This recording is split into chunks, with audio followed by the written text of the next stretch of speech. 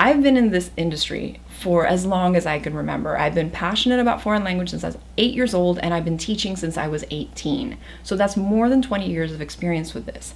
And what I can tell you is that I thought when I was in, my early 20s, I thought that I was a good language teacher because I could make my students laugh, I had a good personality. And then one of my bosses, when I was teaching in Italy, he said to me, Diana, you have this great teacher personality and your teaching skills just suck. And it was so hard for me to hear that, especially at that age. I was like, no.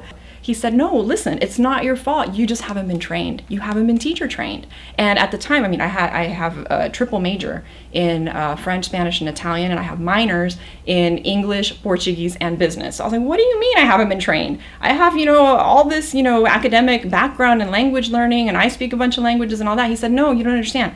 You haven't been actually trained.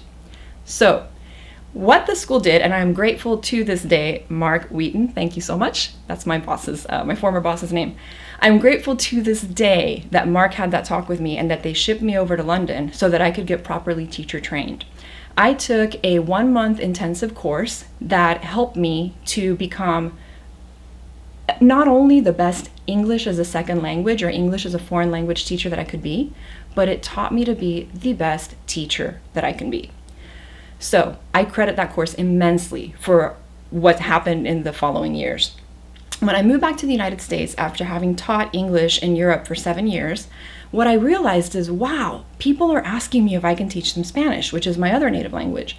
And I really want to teach them. So I thought, okay, I'm going to go out and I'm going to go, buy some books and apply all this amazing teaching methodology that I, learned in the course that I took back in Europe, and I'm going to apply it to Spanish.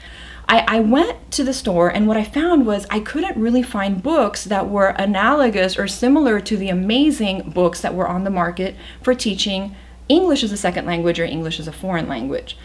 So at that point, I realized, wow, I have a decision to make. I can either teach using materials and methodology that I'm not really comfortable using, or I can write my own books. So I decided to do the second thing, and let me tell you, it's been hours, it's been painstaking, but to me it's been completely worth it. Yes, I take a lot of credit, a lot of ownership for having written, created, and just really created the program on my own. Having said that, so in that way I can say, oh, it's modern, it's new, it's fresh, it's fun.